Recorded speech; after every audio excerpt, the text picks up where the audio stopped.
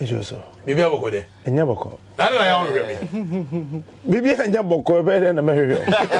Bibi enya boko za o senior. Enya boko. No. Enya boko de na mamfa nhya se mfiri ho a. E de enya boko. I say there's a difference between company, international organization, any country. Right. But I say you run Ghana to say choco table so toffee. Oh how? Yes. Choco table so toffee. Ma me ne ja ho so kono ne kunaduane na we jama ne ba 4 years so obi ba tadia tim frame. Sana na do bu Ghana man. Sana Ghana ya ye Ghana. And it's so sad, it's so painful, and it's so devastating. Say, and then why you cannot point to the future.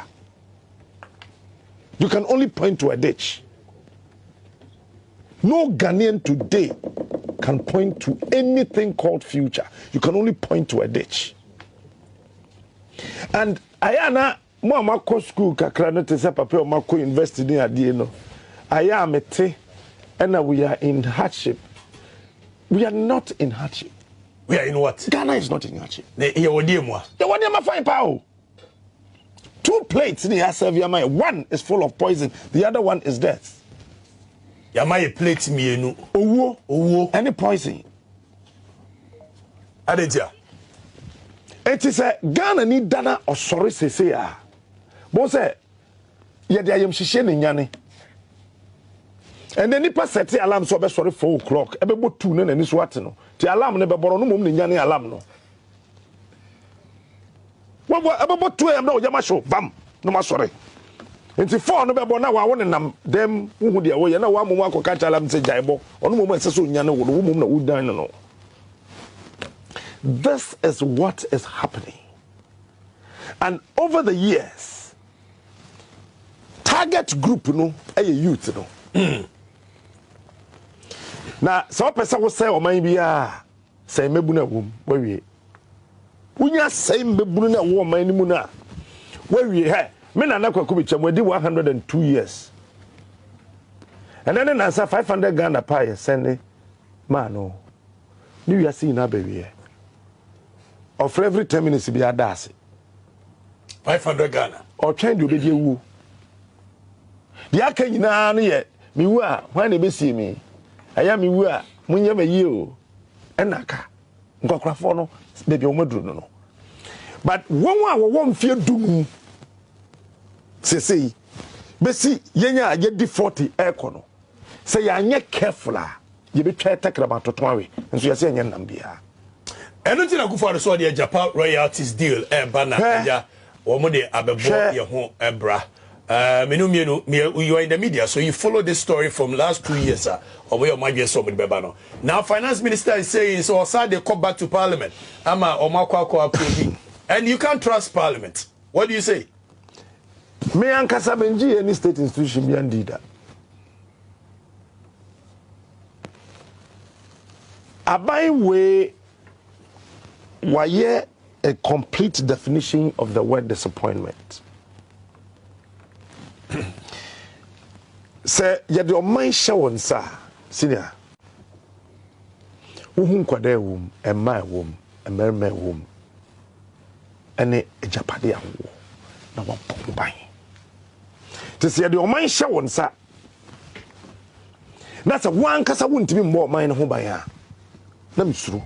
Matnami do ya report on the analysis of the risk of corruption and anti-corruption risk assessment of the processes leading up to the request for approval and approval of the transaction agreement and tax exemptions. Jeben brofaka krakasa tete bukuru gwam nina ye japadi na ho asem kura na opesoka.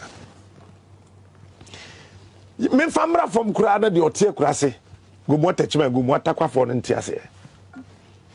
Wakan dadampo. Eye diamond a yewo. Sika akwa yewo. Bauxite yewo. Manganese yewo. Copper yewo. Ba ku bia ba lithium. Lithium ni coal ni de keka.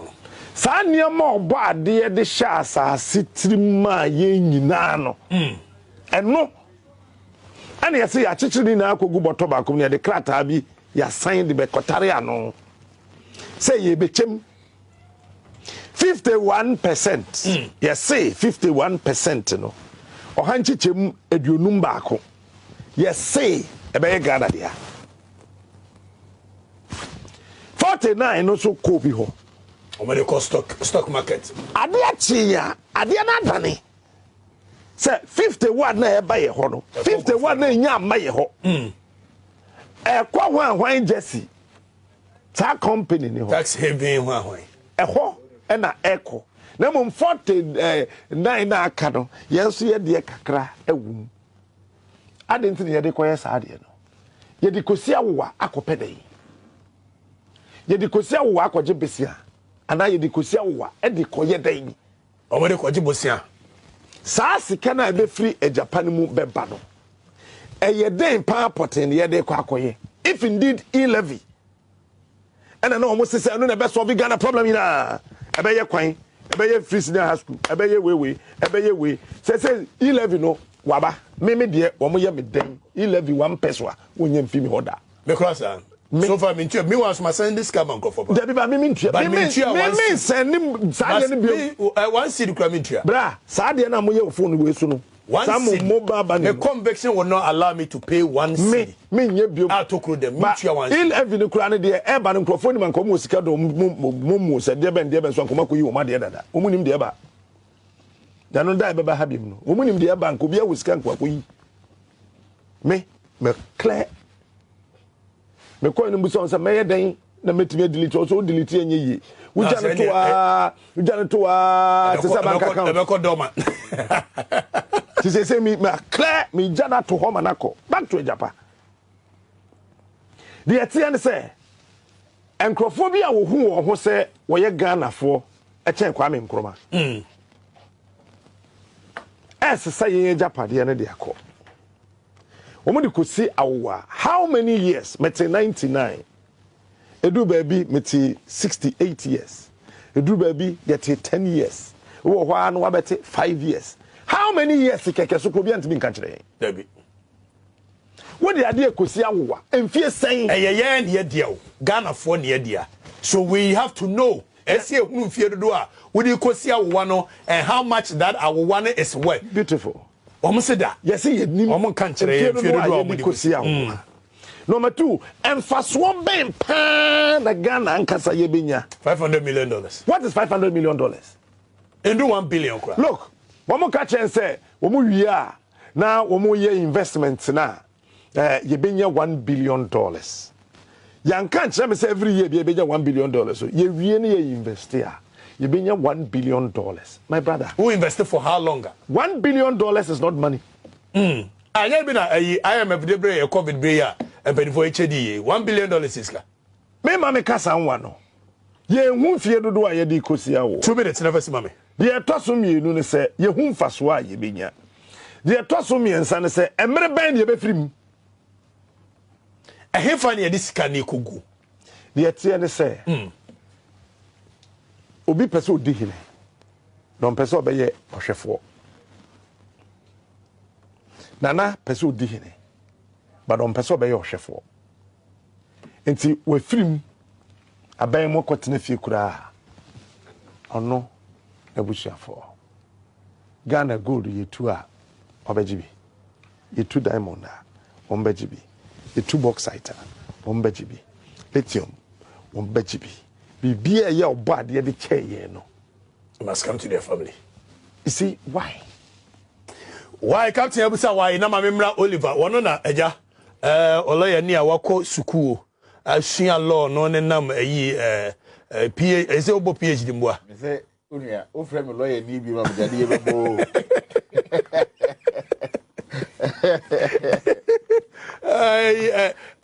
Oliver Bakaboma wo Edi asma, what do I need the Japanese energy? First of all, I started say captain this DSME. I started fee law perspective. Now, first review of a Japan deal now, Attorney General Kufu ye no. catch finance minister said deal with a chrono. Response a Akufo-Addo ye and say ye Dr. Akufo-Addo fi ho. Ye de small boy danger. Odame be share ho. Now Mike and by Me say first time a lawyer for share deal no Japan deal ni mo no. Attorney General na ye aban lawyer. Aban lawyer Gloria. Finance minister wie ye no. Na so de bra Attorney General mani hwemu say ehefa na mra ne da. Letter no 12 August 2020. 12 August 2020. Ana Gloria Akufo na Akufo-Addo appointed no. Actual krata say finance minister. Sa de ya de bra mi. Eye krono. Eye krono bona mo bebo. Na Akufo-Addo yi ni fee ho de dame be share ho. Na Akufo-Addo pa mo Gloria Akufo. Second time obi hwe mu eye matenamidu. October 2020. Ono so say deal no krono. Akufo-Addo matenamidu owen. Okofie. Nje se nkofo na ye de omo si wo so mebo yan Ghana fo ho ban. Na se aban no pese o wi ayen. No mo nyina akohwe deal ni maka se we krono. Na government no ne response ni se be yi omo nyina fi ho dia. Na den na kire yan fese Japan deal no. Second thing ni se me Japan deal we no akanfo na me start blame won. Adedia. Ghana gold ni sika kokko etu ni nyina no. Do na wa kan mu. That's true. Na obi fi oso fi hin chebi anase hin se me ne nkrofo bi a decide se sika kokko e wo man nim nyina no ye ko create company dia share company nim na yen ama Ghana 500 million na chese fiti ne kosi se ye nim ewiase be ko na wie no Ghana sika obenya wo mu nyina no e be ko ye ho wine na shedi na se menka company ade na won create in Ghana ma obi ehu ose menye na bank account no so 500 million na ebenya 500 million 2021 yenya 400 million just 1 year yenya 400 million for royalties no just the year 2021 Ghana for nya 400 million royalties 400 million meanwhile almost somebody could sell for 500 million yes. That means a short of 100 million per. And no because gold prices per ounce near $1,800 per ounce. And you have something that cost a cost more than that. 500 in Yabroso. Between 2020 and 2023, Ghana benya more than over 1 billion because 1 year in 400 million. So within 3 years, no, at least for 1.2 billion by projection, holding all that 3 years. So 3 years. And so, be say, my choose getting in a number of kosher baby. Na me mama 500 million pe na kanfo a mo se mato mo hene sika oti kokko so na ye yi kokko na fi na se na kanfo te ho se ye di ni ye hwe no because ya ban ni na me menti ase no so me tie menye teni ana make say so you can say ye nyina ye di we no tie because Ghana say na kanfo sorry a aman ye beje ne pa because me ko mi kroma e bia nchene ene ayi voter nim kra nam na sanwom eno pe ne yenya nso Ghana gold nyina a wo ho no wa kanfo ho nso momote aban no aban na mo amode aban na ba na ebinim wa decide say achimfo mienu ba ku mienu a decide say ya fa sika kokko ni nyina ko hye ye ho because offer the demography of this country now share baby a mineral resource wa obuase takwa ene npotamu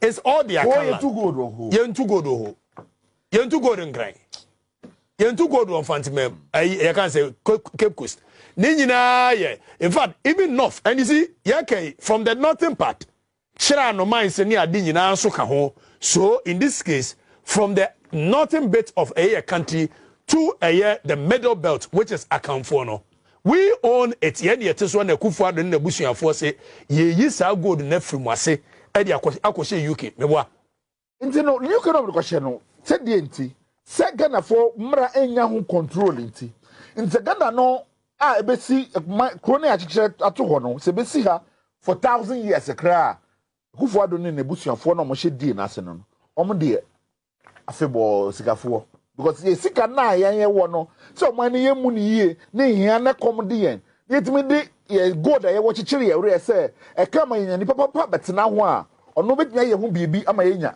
ho mfaso no obi a decide say oni na busuafo be che e dey akwhye baabi na o ka say tia deal na na yi we fi ho na tie be hwe ye bet na so ahwe am obi timi wi aga na sika nyina say dia e na ye pa na den pa na ye pe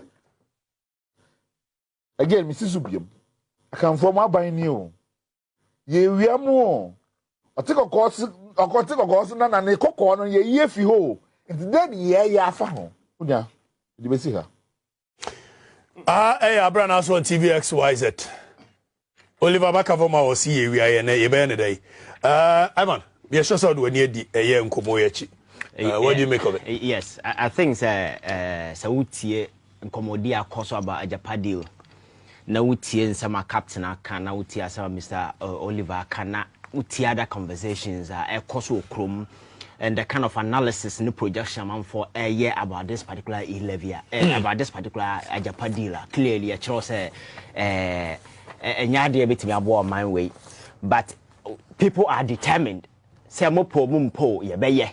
That is why I keep telling you, say, this particular country, no, nipa omo manage no, I am like a cartel of average criminals. Or more margin said they are taking this particular country hostage, and they are per se, the omo pan omo don't mind be.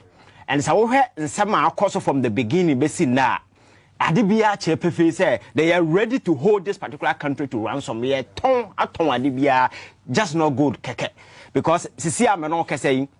So we nema omo ba ya adwen apart from say ya bobo se ne nyina chi as say so we de ye fe ne exchange rate current exchange rate no we de value your debt obenya over 400 billion Ghana cedis and no ya de ya mfa nto nche da baabi eno achi no do you know say ye can gold ho asem air sign no hydro deal na ye kan was over 2 billion no do unim say atiwa forest na ye de cost see sa we no US Geological Department evaluation on that particular way. No more catch say ukoha ekura 960 million your friends saying metric tons of bauxite and our value in terms of money no over $500 billion.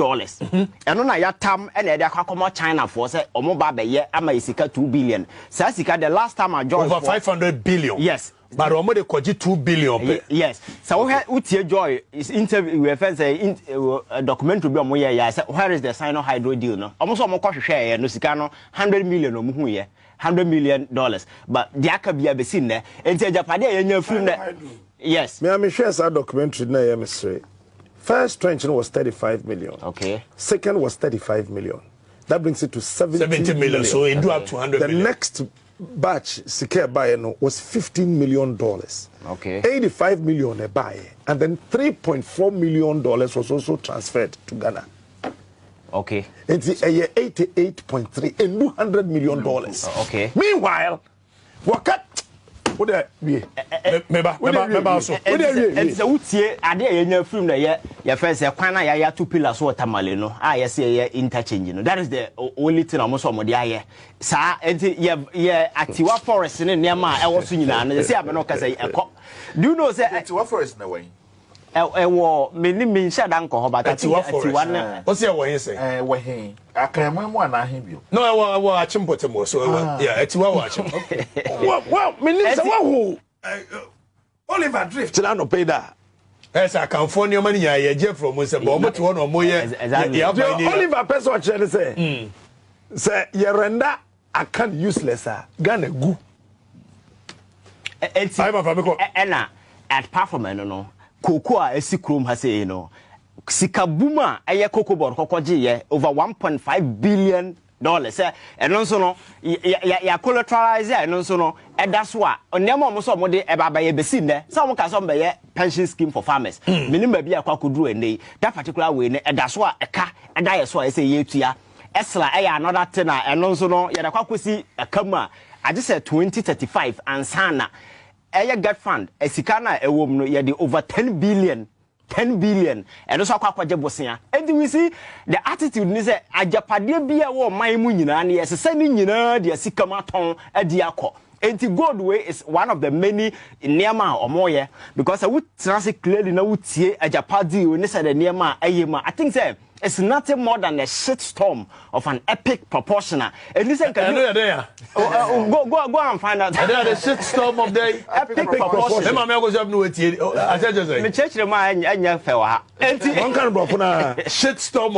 Shitstorm of epic proportions. Because so valuation your friend say amanfo ayafa ho na wutie Matiami the reporter if you abonten buy and the fact say just loaded with whole lot of stuff at the end of the day no insult to the ordinary person. Clearly you expect them to activate some level of intellectual discourse because there are a lot of people in this particular country who are ready to engage government.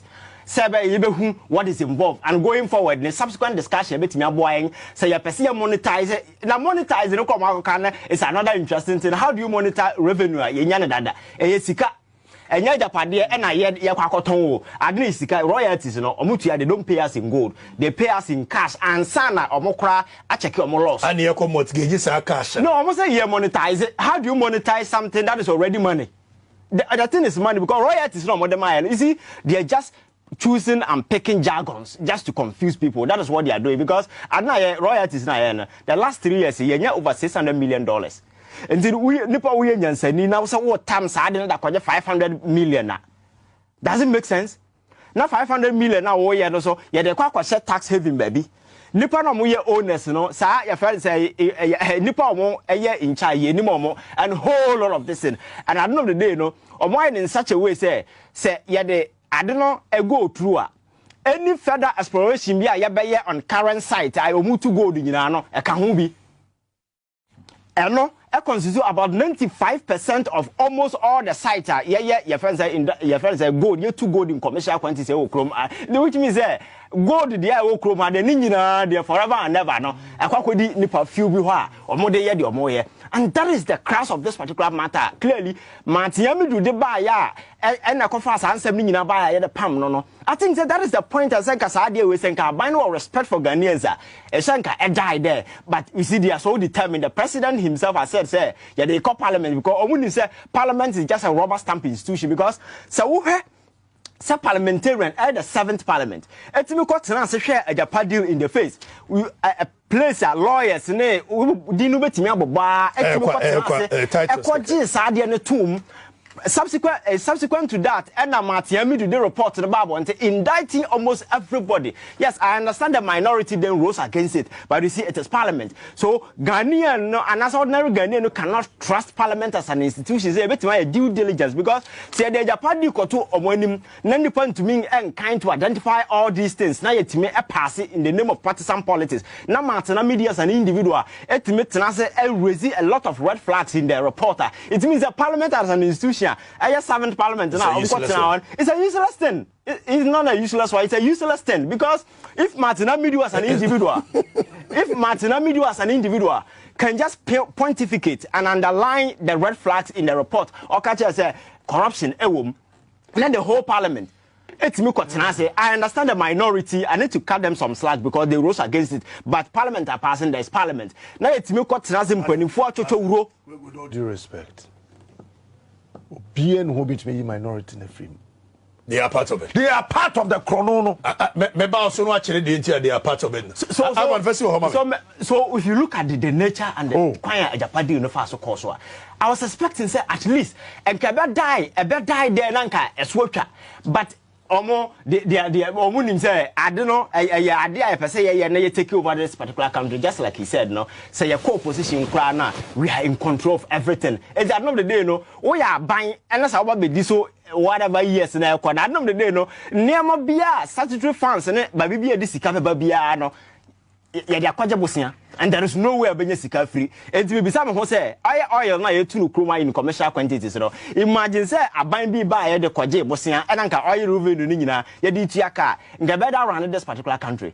This is the crux of the matter. I say, ye politics from me who say it is the future, the destiny of this particular country. And I am mortgage here. Ye the age ansem way, but few misguided and few twisted minds be our mono. I say omonya power, and for that particular reason, they will sell everything and go away. We cannot just sit here and watch them to do it. This is the reason why all over I'm for all the various platforms are advocating say This particular deal, no, nobody should allow it to go through. But it's unfortunate they don't listen to us. But it's unfortunate they don't listen to us. Simply means we can have our say, but they will have their way.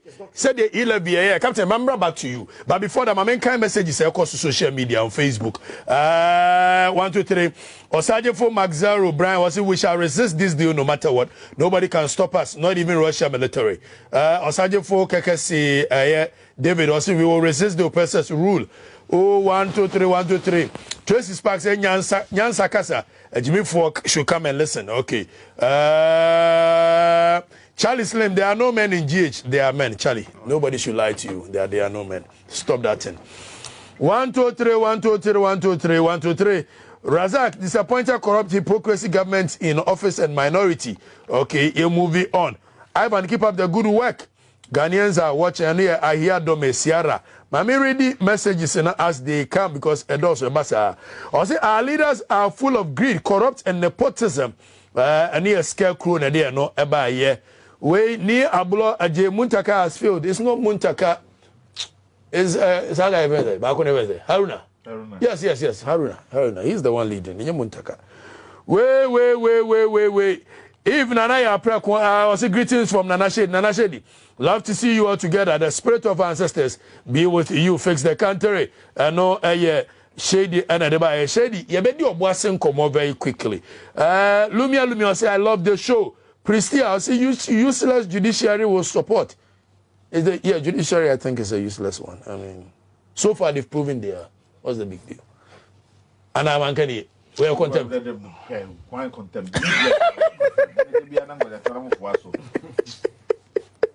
Stanley praise the Ashanti Kingdom must rise. Good work done. God bless you. Ellis, they happy. Okay, naked demonstration loading. Fatai, before say baby show, no, we will tell you the demonstration. But before that, to paying capsules and ointment, say usisi wajonku wachiri beramo, wonsa ya uti, rheumatism, sciatica, arthritis, nerve pains in yadinyano. To paying capsules, ebetu pain no ama wafili. To pay ebetu upain. Waba uhenu no enkoye. Ayimfie no aha. Ho enkoye yesero. Yebese yebeba no na yehwini ehwewiem. Yebese usiesi ho. Na munya se mokekan na self washing. Na ye de nya self washing bia. Kope solar mixture na fasiesi ho. Na gya se wadwu ho. Solar mixture be siesi. Na mo mema no so mo change mo boxes. Na eno ntidwiba nkrodo so mampeli aye mo ba bie. Na jonso ya aye mo no. The best aye solar mixture ebetimi aboa mo. Na timi asiesi o ho awie be ma na esa ade ni timi pagya ne ntini efa ho ekodi agro ema woba no etede na uhia zipman capsules ebema watede zipman capsules panyai obete eye ne de zipman capsules panyai obete de ebu onso a utime wo so panyai but enku aboa low sperm count no just okopɛ zipman capsules ni bi Prostafet nso Johnson wunyina woku anim na Johnson twa no mre se opade ebetimi amoa Johnson twa ne bakia Prostafet capsules ana ebeboa wo Prostafet capsules bemoa Johnson boko Fred Dr. Solomon wa homan so 0245 61 60 28 0245 61 6028 na ekope eye enubi eto Ghanaman capsules no so se mene wo ka se tenten tietia upeni pimi eno so Ghanaman capsules ebeboa wo Ghanaman capsules no beboa ma eye wo sperm no boost no watimi awo for eye 2 capsules daily for 3 months and you will have it big, stronger, harder, longer erections and good blood circulation. Ghanaman capsules na beboa Prostajoy capsules so beboa ama frequent urination. What me I'm sure there. Say waware. Now when we yere nko na tifi. Oh, but before that, Mansa Musa London. Mansa Musa voice of UK or say in the greetings to you or brilliant and well done submissions. Okay.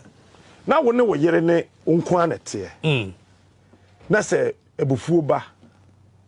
Na wo pie kujinjina bonten se we buafu mempene sa ade na so de ba sa waware wawo wo ba ba ma yare or the womb paso e wo fie we say won we yere nya disagreement into we pie free fie let's akwada no wu anwa na ekuno ojimi na ekuno very good minority ni ka ho na Ghana wu to ojimi na ajo wo munjai lobby na ye lobby wo mo no lobby anya hwe treska oh how minority in parliament me say lobby na ye lobby parliamentarians ye jo mo kaka mo je kaka wo munjai sanse hunu no yeah no mo de brofo abehye so na ye lobbying we lobby us they lobby them lobby there then say politician je bribe by a friend lobbying some American you know yeah lobby why yeah whip wo saying yeah majority chief whip minority chief whip bear yeah whip wo why kwa be so yeah whip wo ni parent bungurugu yoyo yeah the phone e friend no nti yeah cause omra parliament na yeah whip no won anase mu de here walk out walk out no it's about time I say him here a strategy omo agree and to watch this they now more passes so-called e-levy what share about the minority now sorry the backbenchers didn't even know that we were going to stage a walkout. Yes, I'm very funny. Eti walk on Chairman Sabon Sukade or say Mr. Speaker put the question. They are still in the house. Mr. Speaker, put the question. That back when so to no home dey say What go out number na mo say enso e ko Supreme Court bugu mo so no. Wo did the same number e pass here. E Supreme Court afeme here. Sanka wo tena ho no mo insist say e beto so aba. Anka that dey ka 11 yem pass ne ka maso da. But was a strategy. Minority, they were compromised. Watch this again. We are minority leader. Attorney General of the Republic. And young minority that were appointed. No. The Attorney General, Mami Gloria Akufu, came out to say what? Say, hey, Kenoforiata. Medishe, me na me ya ban lawyer penny. Adie we aboko hwin omonyo enye omonyo ekum kro no kra hwa enti dai enko minority leader te no mo kroyim wo te dia Gloria Akufo beka e no mo ye but minority leader is a lawyer by and no mo be ye press conference edu baby no mo congratulate Gloria Akufo and that the minority would stand up against this bid rigging. From the share no. Uriya. One kasa mate amidu. NDC ni. Nana boni din NDC for yo krum hasa. Me had a question. Ono so buy bekai. Na samo call parliamentar with this numbers we do. What's my stage workout? Went me and ho anye dede wabra malema e was South Africa kwabra ne baako etimi ma president obeka state of the nation's address ye postpone one man. So nobody should use numbers to confuse anybody in this country. So you don't trust parliament? I don't trust minority. Me, I don't trust them. I don't trust the minority led by Yafasai. Haruna, I don't trust them. I'm telling you, I don't. Masa, I don't trust them. That is why I'm saying that they have been lobbied. Sir, yeah, lobby woman. Anyway, a co-parliament bioma minority will walk out. Upa said that. Walking out, you know, a strategy they all employ. Now watch this. Timer. Now, Professor Mills time. Now, on the passive VAT, no. Now, MPP, they are opposition. Which one are you talking about? VAT. That is. VAT. No, talking about 95. 95. So it came 98 actually. The who yan say meetings are baby. When we walk it out, when we walk it out. Yeah, walk it out, you walk it out. Yeah, walk it out, you walk it out. GH Mensah said something. He said it is not about we walking out and not going with the Ghanaian. We have to stay in here. If there should be any walkout, it should be inside of us, not outside of us. For the first time ever, minority no walking out that time. J.H. Mensah came back to Parliament. Go and check the hazard. And what you know? Na me who if someone ko who say no, I didn't walk out. You walk out. You walk out. I said that was system a strategy. Oh, massa. Minority no original tone. I don't trust the minority again. Our more parliament, you know, led by Ghana Mebunu. Parliament adada. Majority payasem. Minority payasem. What person was saying. Now we pray. What we need to do is to stand up against this rubbish. A man be a friend in exercising. A banner Minra Sadi, say Japan company or Shembi, or not Tiasamokai, or say a mysterious company based in the UK, tax haven of Jersey, Japan royalties, has inserted itself into the middle of what looks like a highly unwise financing arrangement by the government of Ghana. It's a shame, and the world must come to the defense of Ghana. The world. Because why? Who could pay $500 million? $500 million. Miserable $500 million. Now, you were dying, Makuma could 10 per Ghana, higher 1 billion. A dying 10.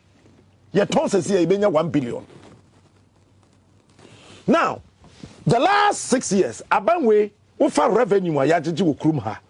Now, ufa loans, Waji Ukrumha. What can you nabo by $77.5 billion? Check the records. It's in 6 years, you blow $77.5 billion. Away? Yadi.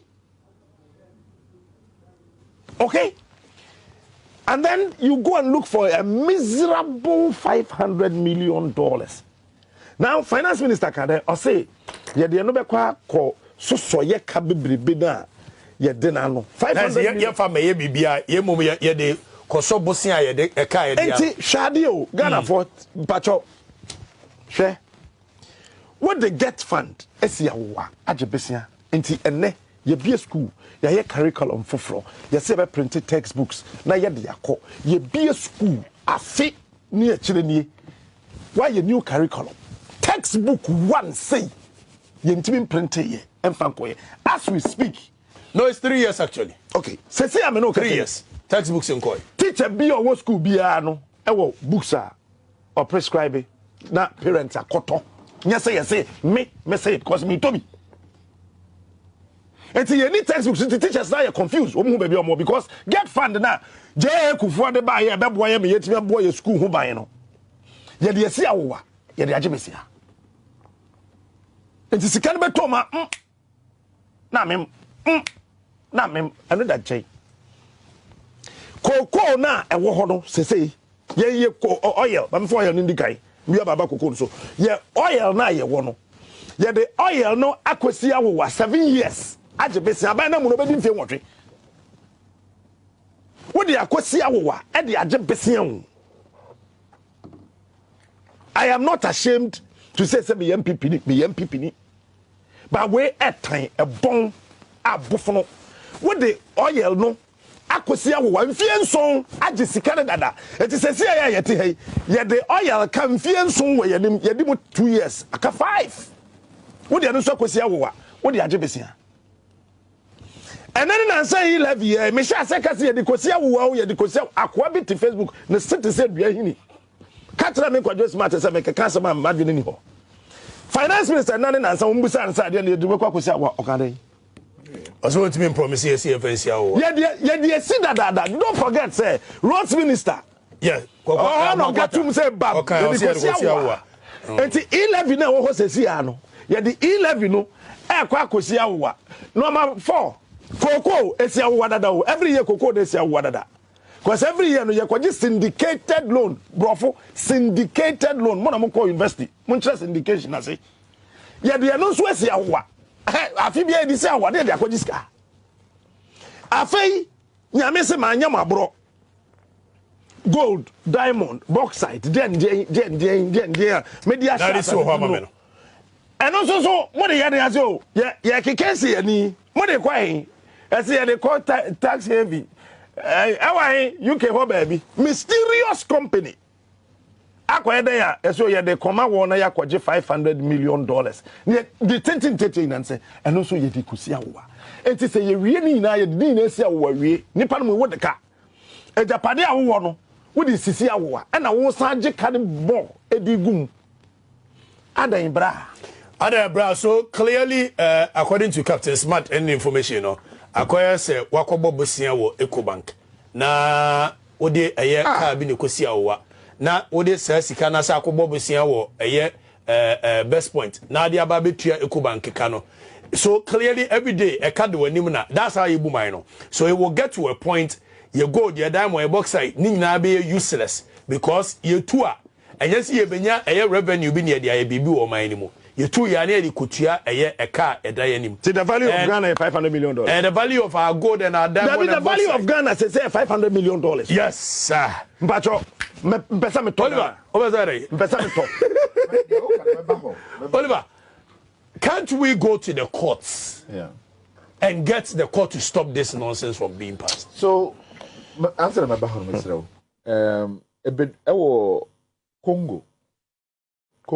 no almost mineral resources baby. Congo Brazzaville. Congo Dr. Congo. Dr. Congo. And friend is Mobutu wo ho no. E bedrum maybe a na chese omuntimi ntu adwuma ye foka. Na Mobutu, Toma Mobutu ba be president no. Anso no be president na ne bank account na $56 e won the bank account. E bedrum maybe na ono na ebo Congo bosia to pay Congolese workers. Japadio no enye obi na ekwa kojiska ne won ho na do ne na ban ne nkofo mo won nchen ne 70 billion na captain Kyei o mo wia dodo na no omo na mo boyen bosia no how did he come by that assessment? The people behind a Japan royalties no omo front is $500 million no the people the president is refusing to disclose no omo no Mexican no it's not any foreigners. The reason Moko Jersey they said they don't want you to know who they say Omono. And I've always known that Bedru baby. So the reason why they have undervalued it as the Usufi or Ton cantonments are Okotu 60,000 for a 3 million house. And no be no more they're undervaluing the revenue of the gold revenue. No more mama 500 million or more no for them. Na for omoma 500 new and she said they are Canadian billions never burning no they will be able to assure themselves of those billions for as long as they can. And that's what is happening with this deal. This and when you want set your dream said you're making because any never catch a buying 500 million niska. They know it. I can't yet the next boost and bono. I prove 500 million. And they understand the potential of this Canada bano. The only reason why they are undervaluing your gold and they say mono here. And that's what is going to happen. Who be some court asem na Ghana for do na no yeah sunti asem the same nonsense na minority for be catch yan Ghana for agia tum no say yakọ Supreme Court how many times they be amukwa 70 90 70 90 o see yatinati na your strategy ni say you be PF parliament na say Supreme Court where be you levy ye call ya young pre-injunction no one Ghana onim say Supreme Court company. And so you be I see back to Parliament, a Supreme Court. Supreme Court no the entire. But the Yamran say so to be BSC one as okay. Say Nintin and MPP Nimno and another Nim say okay. Mrana say won't be BSC Supreme Court so no Supreme Court no apart from 2 people or no another appoint you munina. And they say what now over block you. But that is what the law says. Why didn't they be on you be or more the back of own pack could go to court? Because the first thing they decided in the court no. Yeah, but chichir court see why the opposite of Koyebiano. Ubeko run and round, no be see why. No, I already decided say we didn't go see against the baby. But what happened? Now me streaming documentary be on me page. So death of a dictator. Or Romania. Now Romania is situation where women say na hopeless. Na sa no mo. Na omo leader no wo ho as na nado. The friend to Chesco. The people no sorry. Almost sorry in their millions. Emma Chichescu no the government no almost resigning here on live TV. Emma Chichescu no ya judge no control no shutu no there and then because the people stood up. The military now can no the church si ho say obe kum kofo when the people stand up no. Military no dan no ho say they are supporting the people. Say they are not going to intervene. Live TV no while and the people no jina ho at the demonstration ground no for me omo government announce wo choose omo prime minister. Right there and then you know more Burkina Faso in chain here no. The people stood up and sacked parliament. President Nudjane, Blaise Compaoré, of a plain Ghana country. The people stood up in Tunisia. Governor sorry, no. Your friend is Ben Sidi Salah or somewhere. Tunisian president, if a plane no to call Saudi Arabia. This idea say, we don't know what to do. Am I why there? Who named the obey saying, Obia mismanaging economy to the point so what this said, but be a do no dear. Economy, Ghana Japan, or Matun Toma, Matun Toma, now to you. Or say, and yeah, Ebiana, Mahama Bar. Mahama be promises say 11 or Bobby Yefio. Yet Koyen loan now of him way 11. Say, mortgage 11. Yeah, obey then way. Because you can't remove it. It's tied into loan and makoje. Say, no moment to ya, and then Oba, now you have the question loan for 30 years. Oba won't mean your own way. The obey answer will increase. So, and that's what I said, Dino. Opa say, me change Dino from e-levy to economic transactions to new tax. Now, Obi Bisa say e-levy, and you hope you're finding new tax. That's the only option that you have. And the me say, maybe a Ghana drew, no. This is a Ghana for sorry.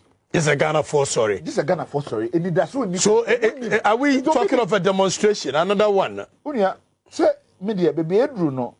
The Mihon was Sudan, they say, Grofo sorry, you know.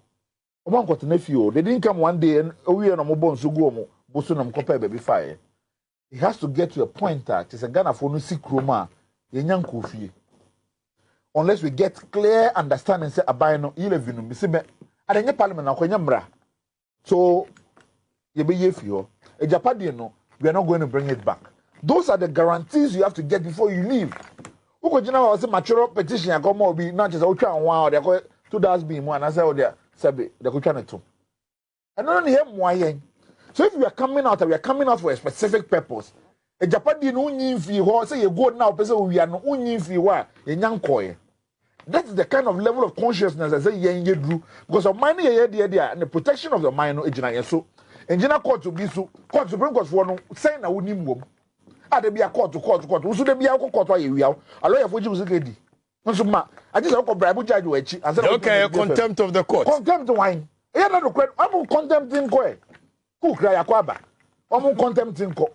Because no credit no one of them better no credit and you better more blessed. Because it's an idea. The fact is, e-levy case no kusiaga. And we have already seen it. First one, Akwaba, saying 7-0. The same thing they be see. I say me can be I say Supreme Court BGB say the 11 is important. On our cat what that. So his mind is prejudiced. It is out on I was me and then Ghana for I be a can Mr. Pony say and me pay me copy pa me voting card no atwen. Sana Mahama wo copy pa voting card that they drew ni. The money they be an is and me nya ho hwe me try election and the team ha no. It has to get to a point say say money ye dey be say ye bibi dia na social media mo njai na de bia na ye be ye man ye be o de old social media ye dey Vodafone credit can do into this chrome and no obi anya wo hwe bra na ye got na ho ye be je de oroko to Vodafone credit no bra ye nya be contribute ye de koto doko no adopa ye hwe na ahono ne anom na ye si ho. That's the level of consciousness ye do. That's it. Ivan, for me, and nothing, you see, I'm a so like Waba, me ba. Then the declaration of a year demonstration, just like Oliver said, this one is going to be different. We are not going to come to the street and go back home. But before innocent, Mibusa Ghana Bar Association for us. It is assumed to say, "Oh, mrenim for memoir, yimbu or my kwasia." Mibusa Ghana Bar Association for us. Miwia any day kwaso krobia sancho kotoko eni. Tumfo say to abebio. Yewura, madama, abodi mpeje mu akra. Ene Ghana mahina akanyina. Ne ahemfa akanyina say. Wo eja pade wo fie na wo de asoma wo ba se onfa nkoja obi ma wo.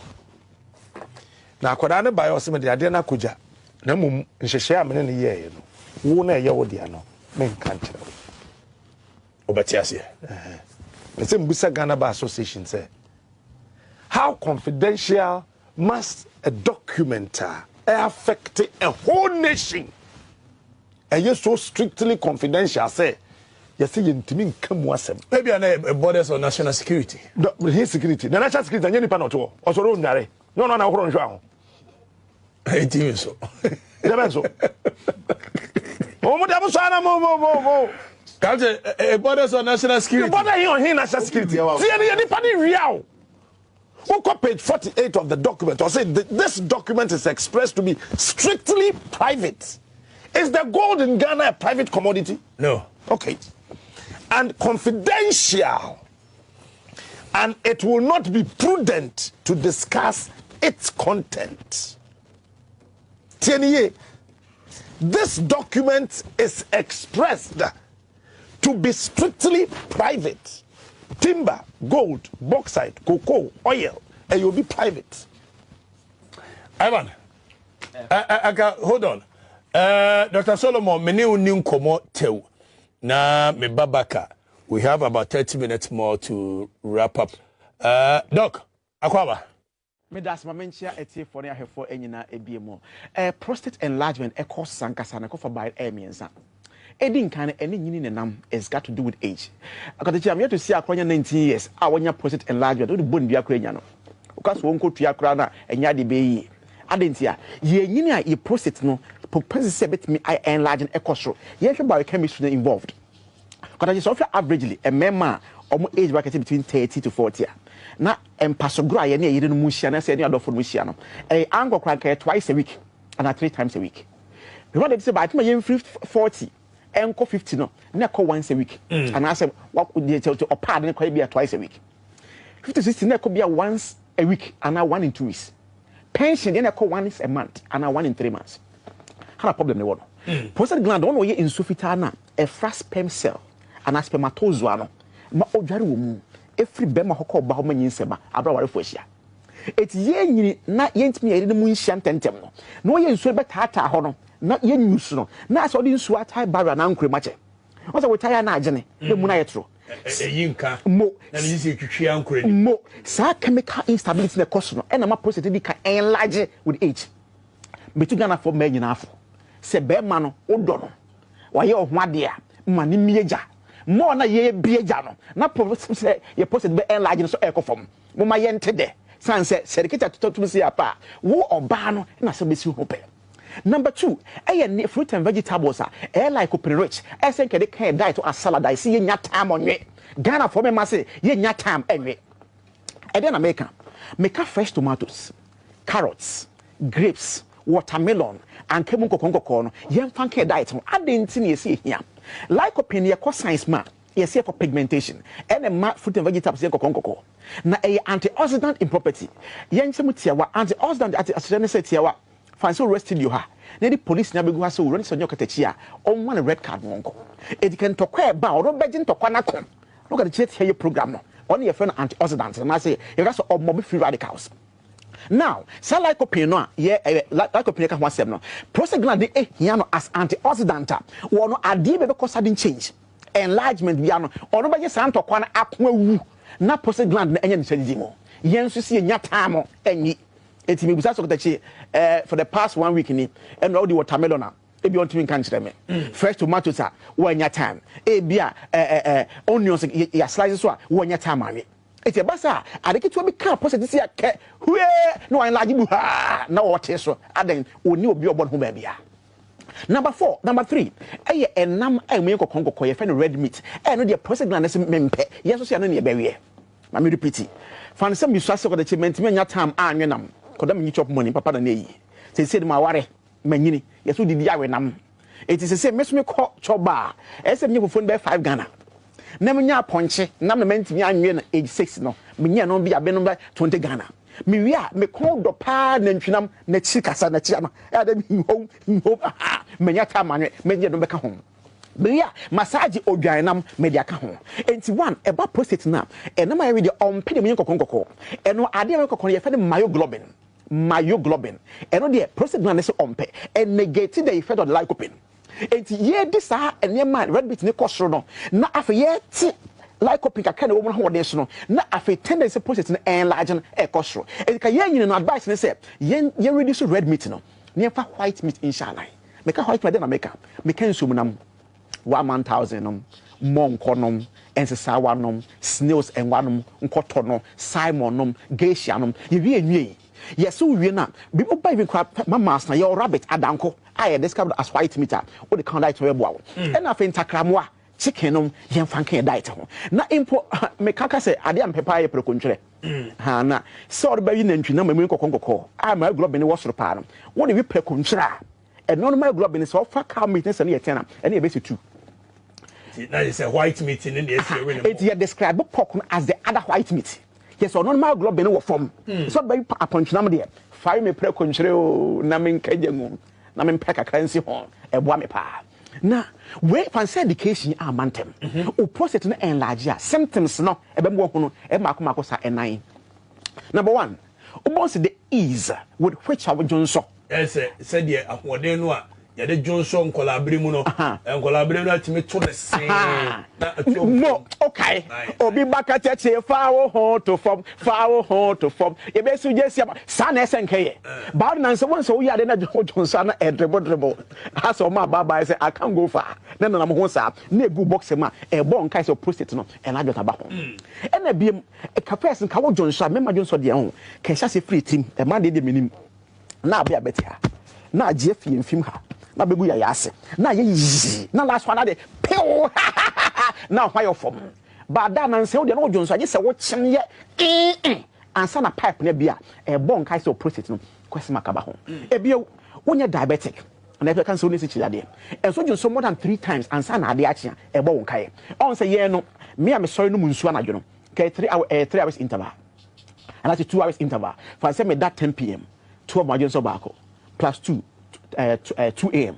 plus 2 4 a.m. ma Johnson adiasa bomo amon sorry enyo munsuo ne de kai 2 hours tika me Johnson for say 10 no plus 3 a1 plus 3 4 adiachi ba woni onya diabetic o Johnson more than 3 times ansa na adiachi e bon kai so prostate no munsuo bebre o so me to ensuo de no papa oh that's right etimi sorry Johnson ba e ma be check ni o ma no prostate no enlarge mo enka ho akire pa mo na biobon se Okatakyie wo Johnson o fili se ebia kem eso sa koprumu it bathroom no enka ka de bathroom be shimo no o so be card with pampan no but darling how are you I'm coming just a minute king come 30 seconds bia Okatakyie Johnson e bo nkae na every education ya mantem solution ho you find the prostafet capsules. Prostafet capsules. A PROSTA prosta. Now the fit at the end holding prostafet capsules. Your body man say John Soboko. And the time I come prostafet sibit me abawo a solve some problem way.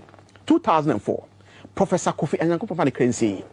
You was a Ghana ha a man afina nanka first pa prostate 50 years ekro. A son in Chima Mediama ni message in them at about 35 and 30.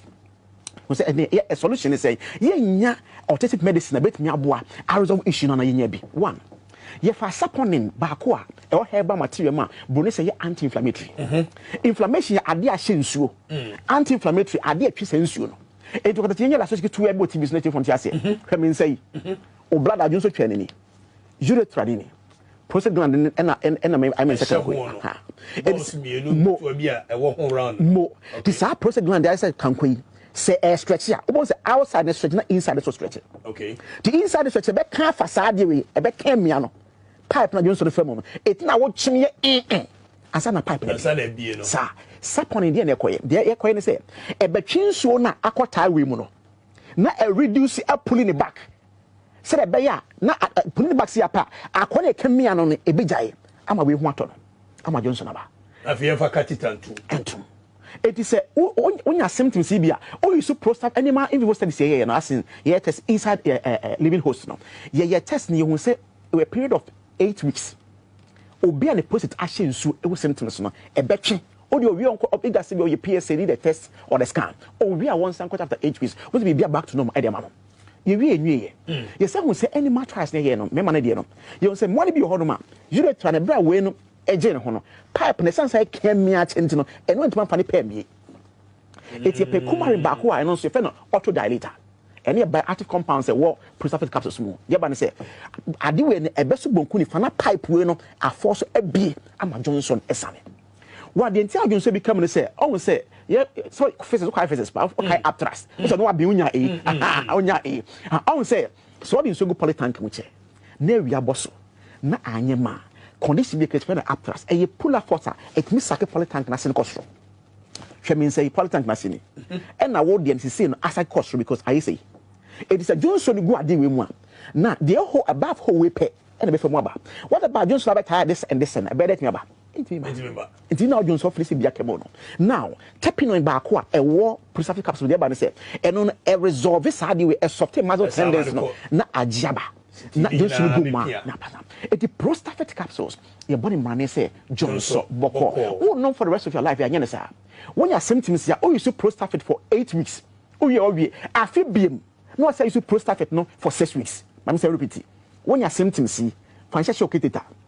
the entia omo shock catheter no prostate eyi ne say one auto dilator no enso ne twe na pipe ni bia obon sa fe do be na dia shell no Johnson be fa pipe ne fa ho so say kwan na bi it was a 6 weeks na fe no Johnson be pipe no eyi na catheter na eden e fro dia ma unya prostate capsules sa catheter ni yi ama ho dia to prostate capsules afibia no 6 weeks 6 weeks fan say me o dey o prostate enlarge o bo ho ba e be say no what 35 echo 40 gra and dey o use prostate 6 weeks o we afibiem no say use 6 weeks to ensure say enlarge impo then say be droben atum ya pa ye pia so na nko na mo je pra ho a na ya no pentia me telephone number se nyem fancy e be action Fredok telephone number doc what am for telephone number me da se pa me MTN no e 0245 0245 61 60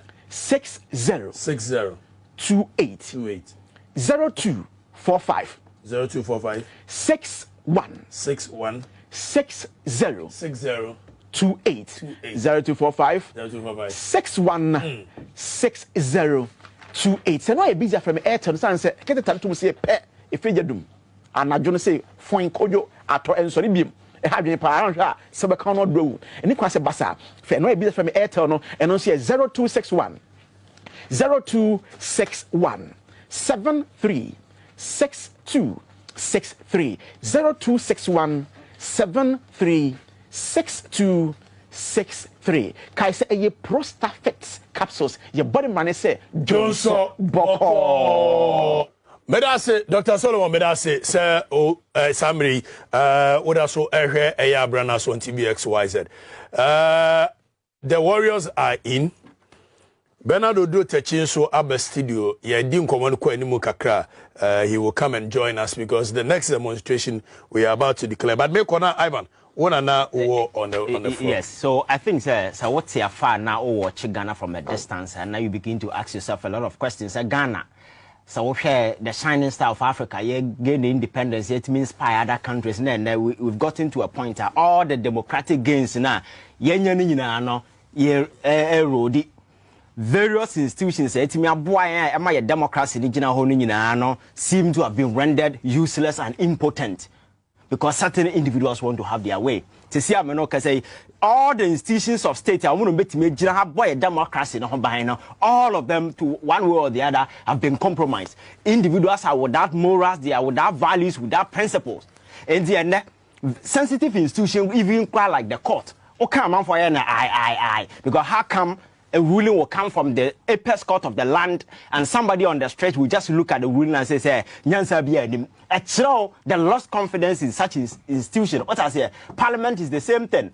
People don't trust Parliament because Omufi says the usual politics, individual interest. To some individuals, it's business, making money, making venture. And I used to just playing to amount for mind. Then we are making money. And the executive no crowd can answer me. Yeah, don't upon course we because they are holding this particular country to ransom. And at the end of the day, no saying a present you crown and come we are no more maybe you bet me accommodating. But to the extent that they are selling today, selling tomorrow, and they are selling the future, and everybody seems to be quiet. Everybody and you worry from chief to ahimfo to wine. To the sense that even the moral society you expect them say society in the decay no back to the rescue of the ordinary people no they are individuals are Ghana for example the e-levy by Ghana for a case so we had the economic state Ghana for the rate of unemployment I cost no anka asofo na him for betenase Kenyans asamachira ban no they are the individuals telling us oh momo aban no muntua e-levy no so mutia subsequently you heard of Mudisika now we will be a nyansani abanya in the last 5 years tie me waje over 504 billion in revenues wa bobo sia makacho so quantify in recent new current new dollar rate ubenya over 400 billion ya the name si krom ha nyina sika me ntimi amfa mobra na wote we because e levy e be bobra nyansa wo team. That is the nature of where I here because certain individuals, sumasi and they're just playing to the gallery as if say they care for this particular country. I think the time I so say yeah, as an ordinary people, no, yet taking a future into our own hands. In who say individuals now more selling a future, mortgaging our future now individuals who are just going away and they don't give a damn about men. It is always about them because they have this Ghana need more yet. Omo forefathers fought for this particular country. Omo forefathers in the independence, no. Omo san achirache. And omo ba omo wia there. Gab na omo jan omo nyina omo wia cover. And that is what they are doing. It's the reason why every single ajapade bia wo krom ha bia esika menei. And you can count all of them from gold to diamond to deben and everybody seems to be quiet. Chiefs are quiet. Obia and Kamwasem and a team and everything is going away. I think this is the time I saw near Kase. Akufo-Addo amamono mubuno. I just say we will be time no. Obi in time obia ha. But the future na ye tono e kana ye de minor bono. That is a problem. Because on my revenue ejijin okroma in a year, let's say you benya 100 billion. Yeah, the over 50 billion, which is half, as a debt. Take a monument will take 50% of the rest of the money. Do you know that people salaries? Nippon Jumama buying are less than 1 million in this particular country. Yeah, population of 30 million. So that is the state of this particular country. And how do we turn the situation around? How do we turn the situation around? I'm making Ghana a place, a bit benefit the surging youth unemployment rate. So Napco for mobile, nipa 100,000 a year, Napco they didn't even pay them, and we are not worried. What can we say? So we have politics. Politics is the future of this particular country that is going down the drill. Yet, and then I say for a few days they are going away. No, they are enriching themselves, stealing for their families. And Ghana, nipa reasonable in this modern society, in this civilized era. How do you expect a president to find office here? And we are here quiet. And if you go to the street, somebody will tell you he's a professor, he's a doctor, all this, all over the various platforms. And my point is, one of Oriata, or family member for ECG. On the acting director, ECG. Exactly. So almost everywhere. So I'm telling you, sir, this thing is not a government, it's a cartel of unintelligent criminals who have taken this particular country hostage, and they are robbing everything because you nipa onimyansa no we are odinyansa beto and obi onimyansa o we are they still with impunity, and that is what is going on. This Ajapa deal way bisa ho say adia na beba ban tima sika in the last 3 years yenya $600 million from royalties na yenya from this mining, you know, and I will say wo komogeji almost 49% for 500 million date that's obi anim. Baby, this is cannot go be anim. One ever to be anim, and we are not talking about anything. Or my Japadia. Now, my catcher said they are running this particular country like a village supermarket. A year Busian dear, Ubo Roman, the Opobiana wafa. Nobody can question them because we milk now the Koya Garedia, a offer dear, a kaba. They don't care about the future of this particular country, and it's the reason why. Yes, it will be Pekasao. It is the future of this particular country, and they go down the drain. And I think that this about time you never rise here who say, and now time will be, but this individuals are so determined in their mind, say, I'm about the ball minor, and we cannot just allow them. A banko. Now, because I say, Anya Rollins, you're turning to the Fourth Republic, Anya Rollins and a buy. If the Rollins buy and come, or turn your gold in your uncle, baby, do I say, Melsa buy, Kufo buy, you know, and then Kufona find a gold, no. In commercial quantity, Kufo time, and who in India, I say, Benyano, no, so the Cobo, Bosnia, and can and Ghana near. Or when you know Jabu to the extent that a man for crack corner, they build buffers and as a force of baby to me. Wow, what about what did you ask sending you now? Kakana or high in the future, no? Yet this is come into the future government or buy, say, and I can say, oil, petroleum prices, and no money, no taxes and wouldn't mean because you're a quite a busia. Over there. Sana yebe ye levies and no sika ye de kwakwa jebosia ndi aban ababa wuntimi konkoyi what I say I didn't know more pray or more exactly can't take remember so now you have June 4th demonstration you know Ivan so quick one we are saying say June 4th 1979 JJ Rollins Ferchu and two purported corrupt aban ego ye so time na FWK Akufo ababe two a year General Champion aban papa a champion aban I insist na ya aban papa no mutu ne twene ya na ja omobai JJ Rollins about now we are saying June 4th ya peseki ye ne Akufo-Addo at the tie ani ewo a Flagstaff House near no a kasi ani den 3 days 4 days na ye da ho so omo nhye ye bo se a yesa a Japa deal or meto atwene completely in free ho what do you make of it I think say a new wave of revolution has been set in motion now you can see it a new wave of mental revolution because are trying to reset this society I have a press it on the default button and this country called Ghana no ebe take its natural default that is what is going on the emergence of this particular thing I cause you might think say anyway I think that it is right and just because baby ebedri obi enu ho kofa tu so kwakutu aban it is about you say yeah and kase you coming together quite recently I think that the longest demonstration occurs in recent times also your friend is saying Asia Taiwan quite recently and I think that demonstration cost more than almost 6 months right the people were on the street agitating, asking government to resign because the excesses are government, throwing their wake anywhere. Too much said the future of the people were at stake. So they were asking the whole government to resign. At this point, I'm sure that buying a crab fees and Kayun because never why Lanka or Mohato. When you say, people have the perceptions, buying a bit me as the Jiku. On himself just so they can have the chance to run away and military will take over. Yeah, no more and they get away with their crimes. They get away with their crimes because Ombako is seeking for political asylum. But Obianko too, Obianko, Ebefunomo. But you see, in a common voice, I think that it is right and just for us to just get out there. Democracy will be kasa in a democratic dispensation. Over your friends and misgivings, what anything be one way a bit to express is to go for demonstrations and protestations. Even the constitution allows it. So I think that it is right and just fair. The excesses of this particular government, are rising to a fever pitch. We can no longer contain it, and that's until some best some more ways, we are not going back. Okay, Rabani Asamanka says an army of sleep led by a lion can defeat an army of lions led by a sheep. Okay, I'm sure you want to say sheep. An army of sheep led by a lion can defeat an army of lions led by a sheep. We cannot continue to live in a country when policies made favor just a few parochial and selfish politicians at the detriment of the expense of the masses. Our politicians and leaders must know that an egg does not fight a rock.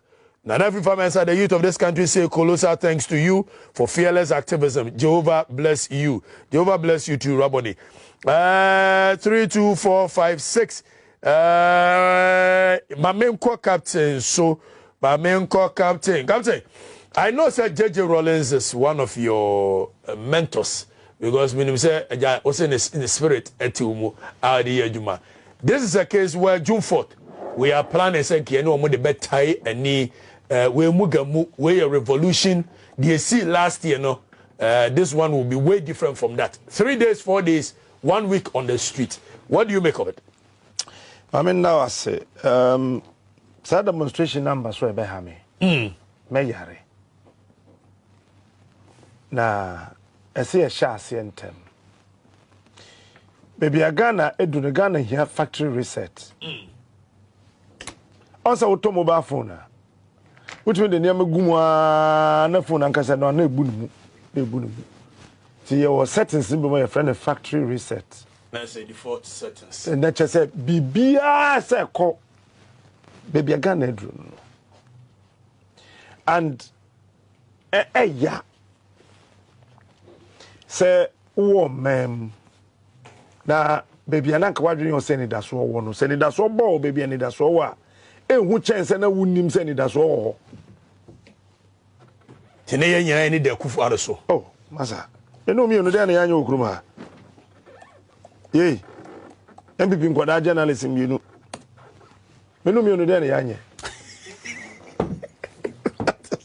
Me know me no kaho, na Ghana for bre. Ye me no. Enemy. Kaodia. That be ye na kaho. Ye MPP for na ye say journalist e wo kruma no. Ye ne ye dim kwasiasem nkwasiasem. Nti baby ye duru no esese ye na ye dama udu baby kula na hu red blue and white na no we dwane kakra wallahi we shall rescue the country. You see we were that video no mama captain hold on we were that video no mama video na you can say when you get to a point in life where nobody ever say Hamid is that correct? Mustafa Hamid, please look for that video and I'll play that video. We will rescue the country. Captain Basha Faminante na Osha ade ni din a e kire se eni daso ni nyina asa enna me be wo ho me ye late ma me sure dey ntia me ye late when him say 2018 and 2019 if you remember 2018 nana ka say we twa 38 million Ghana cedis say yemfanye road markings e won kai okay okay fair no to. Then 2019, he said that bridges are who do the capital city problems wo hunti in so the yiri ni ade ni nyina Wama ministry works and house and attach no $3.4 billion Ghana cedis. And only yede be attach a catch and say wakoye bibi wo Malam Junction enti insuo ta flooding and babium. Na de chen your cars asem you de chen no kojina ni meso bedwiri ni mato egu no de be skyscrapers some bro for more Bellagio so be Bellagio tin ni bi anope me ba me 2 feet tantra hills ameba wunya tra Nija hospital na wo ba ma 7 na e kwan no nso na jefa enti cars nketenkete na wo manim no na me ka chon se mo ma me ndi kan me so kakra ti se wo hu se adwi bi dia na wa wasan ba wo kwa abewu na me di mu anu mo di machi kakra na ye de tra ho me dru ma 7 no and I'm so ke sa na tie de a obi so amamla say me sane down ho a nso no so yiri enti me be fa la pass na maba na me fa petroleum achimota petroleum me do a driver say hey captain tani adan me ben bridge na nsuo no emukam nsuo no mo mu nam nchen na bridge no so si baby kanko ka emma na me so okay ene ma me sa machi na me fa Kingsby roundabout no so na me fa Jerusalem ho no tabi some be fa Jerusalem ho yi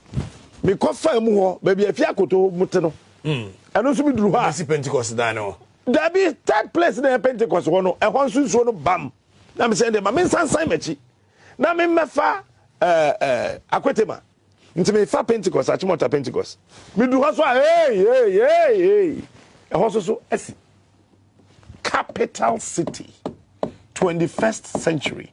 What happened to the 3.4 billion Ghana cedis? What happened to that money? Obiadi. Eti ensuo se Nyankopon ewo hɔ ana ɔkae sɛ o obi ye joke bi wɔ heaven na nyame sere na ni so ba ko ba papa na Ghana yiri. Nyankopon sere na ni gipe. So June 4th. Sa demonstration no.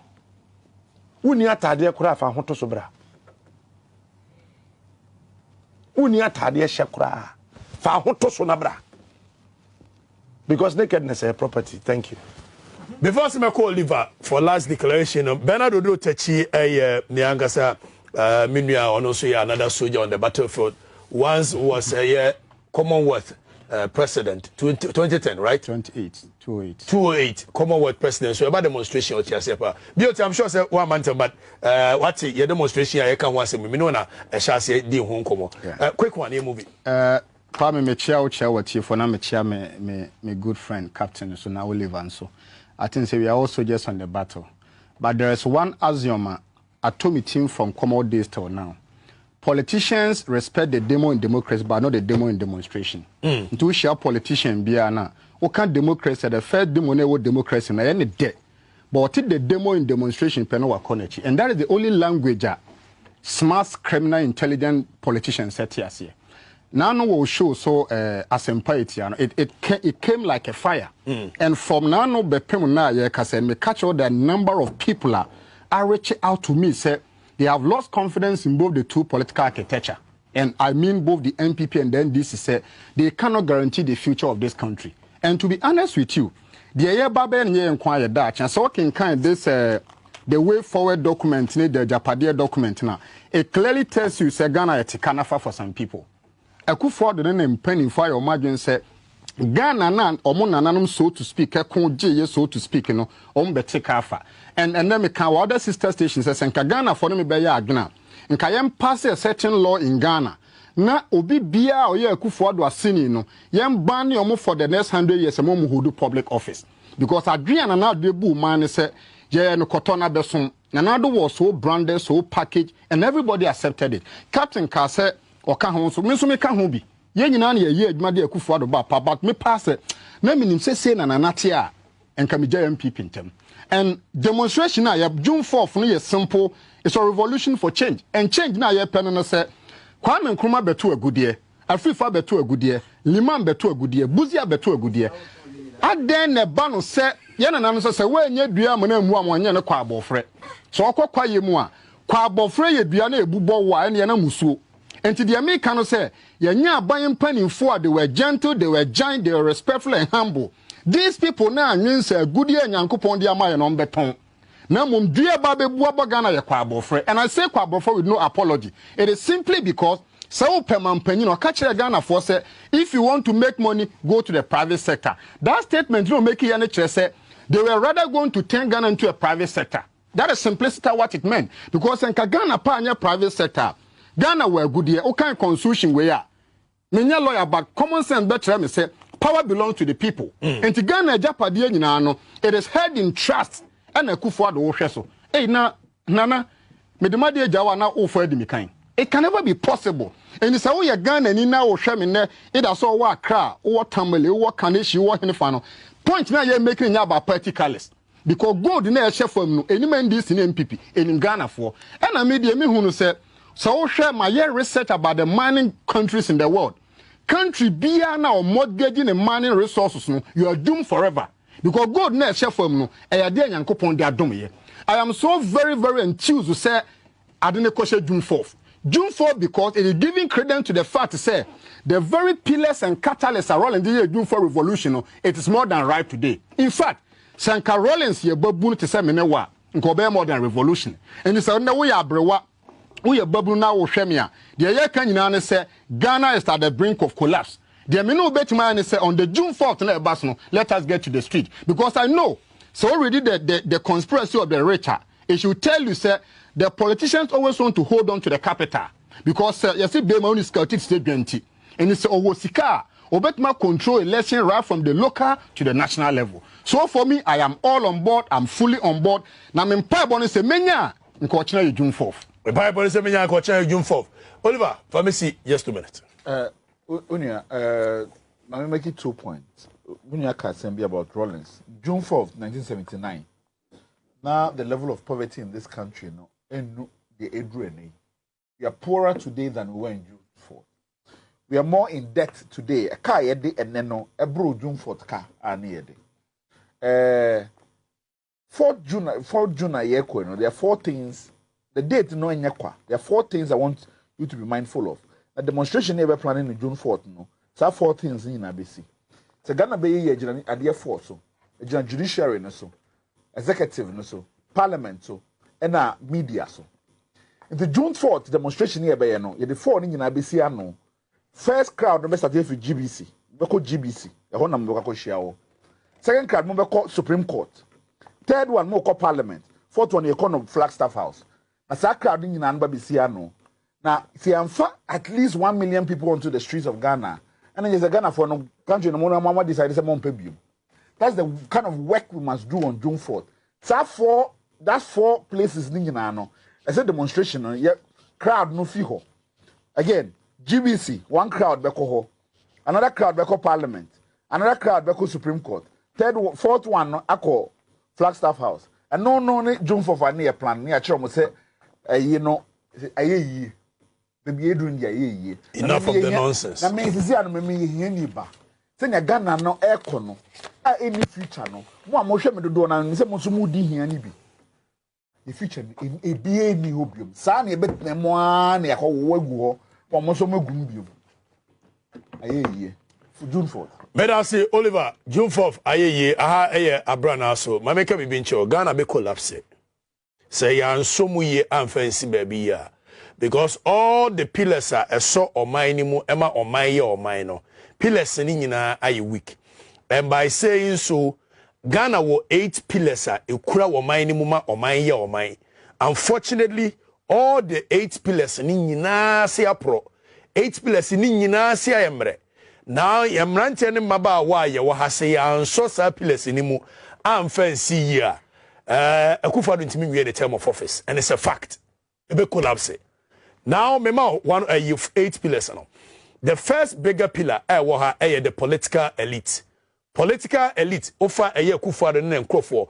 They are the most corrupt people we've ever seen in the history of this country, including parliament. That is the political elite. And here the second pillar nanki yedida so say no so beboa the judiciary. Judiciary no today, they are most corrupt people you can ever find. So the pillar of the judiciary is equally very weak. The biggest pillar the security service, which is the military, the immigration, the customs, the police. Now, as it stands now, that pillar is very weak. They are corrupt, and the military, they are one of the most useless institutions. But it's a fact. Because a presidency is useless. That pillar is equally weak. Now we are over public service. Maybe over public service. Public service is a weak institution, very corrupt institution. Public service has been filled with Akufo-Addo in the Bushia for. The last time I checked, even a vacancy by the institution be a Modia. Akufo-Addo to me a list of 500 people from Chebi, CFR, and Felix have vacancy. The most corrupt people we've ever seen in this country. Now these are the bigger pillars, upper pillars. Over lower pillars are. The lower pillars are the media. One, voice of conscience. We are supposed to be on the side of the people. Unfortunately, the media has become a guard dog for the politician. Very corrupt people, thieves in the media. We media in free war. Then we come to the chieftaincy institution, who are supposed to be the moral voice of the country. As it stands now, the chiefs are all on board. Everybody is quiet. Very corrupt institution. Sepil also are weak. We chiefs in free war. The religious head, which is the church. The church, another pillar that is supposed to be strong. Unfortunately, everybody in the church is eating today, so they are all quiet, and the church has become very weak pillar. So, giving you this, then we come to the you can say business world, the business community of this country. That is supposed to be the last pillar. Today, tell me which business in this country will flourish if they are not in the pocket of Akufo-Addo. So the 8 pillars holding this thing we call democracy in a country, a fake system we've created for ourselves, all the 8 pillars are weak. And clearly we are going to make sure see hold this hard 9 way up. Other than that, Akufo-Addo is in the term of office. And they know that is why they are jittery whenever you mention coup. We will be on the street on the 4th of June. And nobody can stop us. 3 days, 4 days, we will be there. We will make sure that Japadi we will never see the light of day. I am one of the revolutionaries and I'm making it a point. Say, me ni wumi no ye betia sim mountain. I'm making sure say Akufo-Addo na busuafo for sa adwene na hye mutirim superiority complex. Say ye ne ye for real tie say for ye ne ye. Hey, munya rough. You guys should stop it. Cocoa farmer for ni man ye so ye Ghana for. Artisans money Ghana for, total drivers money Ghana for, taxi drivers money carpenter for, yen Ghana for, and until the last blood of these people, I swear we will not allow a Japadi to